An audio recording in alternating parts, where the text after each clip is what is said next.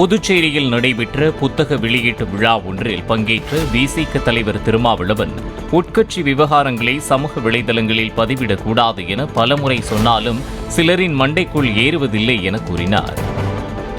ஒரு விஷயத்தை பொது வெளியில போடுறதா வேண்டாமா, தனியா இதை பற்றி பேசுவதா பேசக்கூடாதா என்பதை கூட இன்னும் நம்ம 20 வருஷம் அரசியல் இருக்கிறோம், நம்ம புரிஞ்சுக்க மாட்டோங்கிறோம்.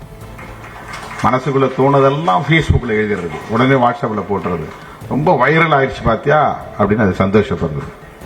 உட்கட்சி விவகாரங்களை பொதுவெளியில் பதிவு செய்யக்கூடாது என்று திரும்ப திரும்ப சொல்லி வருகிறேன்.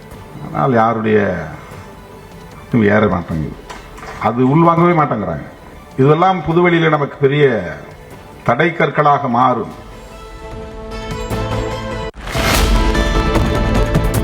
அமெரிக்காவின் கலிபோர்னியா மாகாணத்தில் நடைபெற்ற 6வது உலகக்கோப்பை கேரம் சாம்பியன்ஷிப் போட்டியில் மகளிர் தனிப்பிரிவு, இரட்டையர் பிரிவு, குழு போட்டி என 3 பிரிவுகளிலும் சென்னை புதுவண்ணாரப்பேட்டையைச் சேர்ந்த 17 வயதான காஜிமா என்ற மாணவி தங்கம் வென்றுள்ளார். காஜிமாவின் தந்தையும் ஆட்டோ ஓட்டுநருமான மஹபூப் பாஷா தனது மகளுக்கும் மேலும் பல சிறுவர்களுக்கும் 13 ஆண்டுகளாக கேரம் பயிற்சி அளித்து வருவதாக தெரிவித்துள்ளார். நான் இதே பகுதியில் ஒரு 13-14 வருஷமாக கேரம் போர்டு பயிற்சி மையத்தை வச்சுன்னு இருக்கேன். நம்ம பகுதியில் அது மாதிரி போதைக்கு யாரும் அடிமையாகிடக்கூடாது, கெட்ட பழக்கத்து போயிடக்கூடாதுன்னு தான் இந்த பயிற்சி மையத்தையே நாங்கள் துவங்கணும். நம்ம பசங்களுக்கு என்ன ஸ்போர்ட்ஸினுடைய ஆர்வம் இருக்குதோ அந்த ஸ்போர்ட்ஸில் பசங்களை அனுப்பி விட்டாங்கன்னா அவங்களுக்கு கெட்ட ஹேபிட் வராது.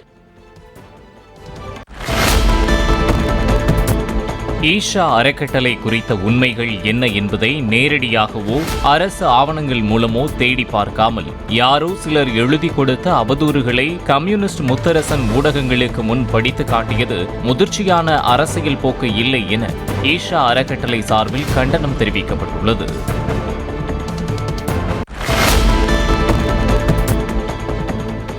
திருத்தணி பேருந்து நிலையத்தில் பட்டப்பகலில் கஞ்சா போதை கும்பல் ஒன்று பேருந்திற்காக காத்திருந்த தீபன் என்ற கல்லூரி மாணவரை தாக்கி 2 சவரன் தங்கச்சங்கிலியை பறித்துச் சென்றுள்ளது.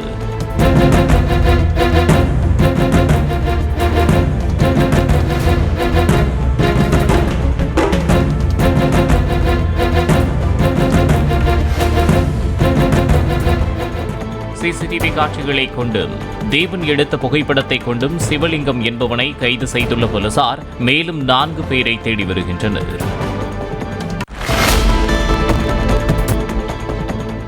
கோவை செட்டிப்பாளையத்தில் உள்ள கரி மோட்டார் ஸ்பீட்வேயில் 27வது JK டயர் தேசிய கார் பந்தயம் நடைபெற்றது. LGP ஃபார்முலா 4 பிரிவில் Tijil Rao, Royal Enfield GT, Continental கோப்பை பிரிவில் நவ்னீத் ஆகியோர் சாம்பியன் பட்டம் பெற்றனர்.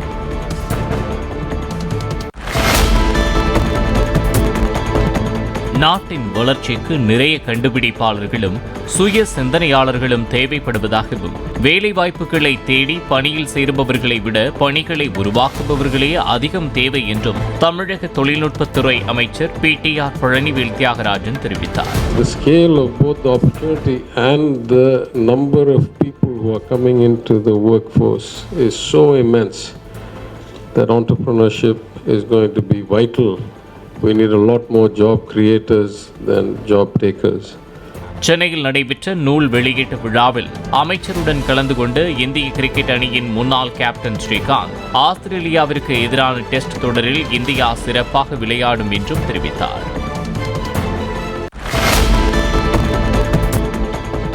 சிதம்பரம் பேருந்து நிலையத்தில் மேற்கூரை இடிந்து விழுந்ததில் பெண் ஒருவர் படுகாயமடைந்தார். பேருந்து நிலையம் மேற்கூரை 10க்கும் மேற்பட்ட இடங்களில் மிகவும் பழுதடைந்து அவ்வப்போது பயணிகள் மீதும் கடைக்காரர்கள் மீதும் விழுந்து விபத்து ஏற்படுவதாக பொதுமக்கள் தெரிவித்துள்ளனர்.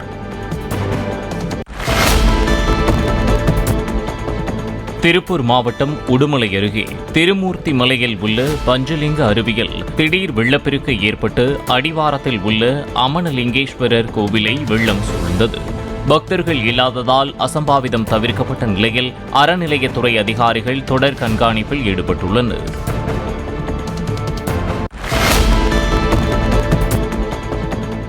தூத்துக்குடி மாவட்டம் ஆலந்தா கிராமம் அருகே விதிமுறைகளை மீறி செயல்படும் கல்குவாரியில் இரவு பகல் பாராமல் வெடி வைத்து கற்கள் வெட்டி எடுக்கப்படுவதால் விவசாயம் செய்ய முடியாத நிலை உள்ளதால் குவாரியை மூட வலியுறுத்தி அப்பகுதி மக்கள் விவசாய நிலத்தில் இறங்கி போராட்டத்தில் ஈடுபட்டனர்.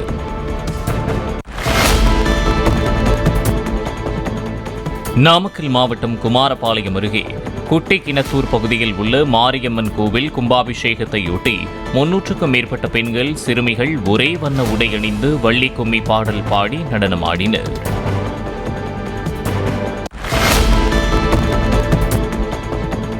சர்வதேச ஆண்கள் தினம் நவம்பர் 19ஆம் தேதி கொண்டாடப்பட உள்ளதையொட்டி சென்னை பெசன்ட் நகர் கடற்கரையில் தனியார் தொண்டு நிறுவனத்தைச் சேர்ந்த ஆண்கள் கேக் வெட்டி கொண்டாடினர்.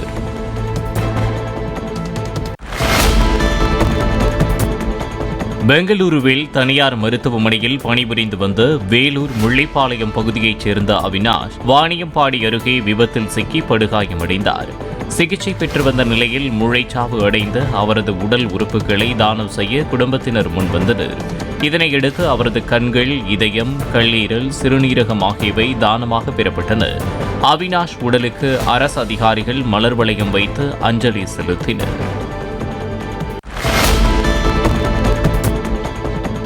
குமாரபாளையத்தில் தொடர் திருட்டில் ஈடுபட்டு வந்த இளைஞர்கள் 2 கைது செய்யப்பட்டுள்ளனர். அவர்களிடமிருந்து 13 லட்சம் ரூபாய் மதிப்புள்ள 4 இருசக்கர வாகனங்கள் பறிமுதல் செய்யப்பட்டுள்ளன. தங்கள் உல்லாச செலவிற்காக வாகனங்களை திருடி விற்பனை செய்தது போலீசாரின் விசாரணையில் தெரியவந்தது. திருடும் வாகனங்களை ஆன்லைன் மூலமாக விற்பனை செய்ய உதவியவரை போலீசார் தேடி வருகின்றனர்.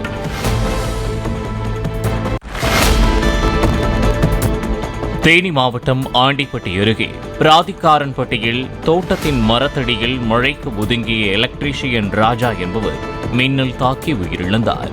மழையின் போது மரத்தின் அடியில் நிற்கக்கூடாது என்றும் இடி மின்னல் தாக்க வாய்ப்பு அதிகம் என்பதால் விழிப்புடன் இருக்குமாறும் அதிகாரிகள் கேட்டுக் கொண்டுள்ளனர்.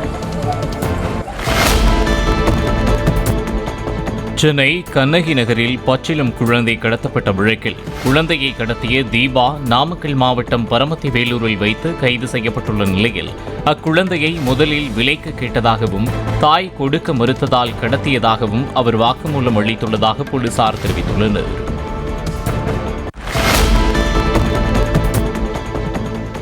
நாகர்கோவில் NGO காலனியைச் சேர்ந்த 9ஆம் வகுப்பு படிக்கும் மாணவன் ஒருவன் தங்களது குடும்பத்திற்கு வேண்டாத சிலருடன் சேர்ந்து சுற்றி வருவதாக அவனது தாய் அளித்த புகாரின் பேரில் மாணவனை சுசீந்திரம் காவல் நிலையம் வரவழைத்த ஆய்வாளர் அதாம் அலி அவனை தனது இருக்கையில் அமர வைத்து அறிவுரைகள் கூறி அனுப்பி வைத்தார்.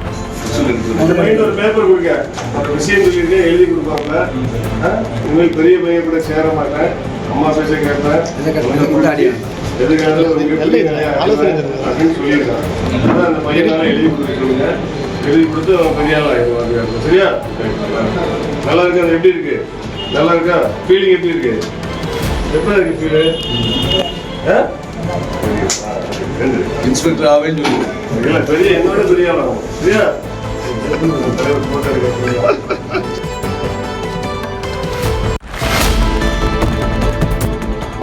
520 பொய் வாக்குறுதிகளை கொடுத்து ஆட்சிக்கு வந்த திமுக எங்கே? மனு பெட்டியை வைத்து விடியலை ஏற்படுத்துவோம் என்று கூறிய ஸ்டாலின் எங்கே என்று திருப்பூர் அருகே பெருமாநல்லூரில் நடைபெற்ற அதிமுக பொதுக்கூட்டத்தில் முன்னாள் அமைச்சர் விஜயபாஸ்கர் கேள்விகள் எழுப்பினார். கூட்டத்தில் மக்கள் அமர்வதற்கு போடப்பட்டிருந்த புதிய சேர்கள் அவர்களுக்கே வழங்கப்பட்டது. 520 பொய் வாக்குறுதிகளை கொடுத்து ஆட்சிக்கு வந்த அந்த திராவிட முன்னேற்ற கழகத்துடைய ஆட்சி எங்கே? மனு பெட்டியை நடுவிலே வைத்து யாராக இருந்தாலும் மனுவை இந்த பெட்டியிலே போடுங்கள், இந்த தமிழகத்தில் மாற்றம் ஏற்படும், விடியல் ஏற்படும் என்று சொன்ன அந்த திராவிட முன்னேற்ற கழகத்துடைய தலைவர் மு.க. ஸ்டாலின் எங்கே? திண்டுக்கல் மாவட்டம் ஒட்டஞ்சத்திரத்தில் உள்ள மிகப்பெரிய காய்கறி சந்தைக்கு வரத்து குறைந்ததால் முருங்கைக்காய் விலை கிலோ ஒன்று 240 ரூபாய்க்கு விலை போனது. நாசிக்கிலிருந்து கொண்டுவரப்பட்ட முருங்கை 240 ரூபாய்க்கும், உள்ளூர் கரும்பு முருங்கை கிலோ 100 ரூபாய்க்கும், செடி முருங்கை 90 ரூபாய்க்கும், மரம் முருங்கை 80 ரூபாய்க்கும் விலை போனது. முருங்கை விலை உயர்வால் விவசாயிகள் மகிழ்ச்சி அடைந்தனர்.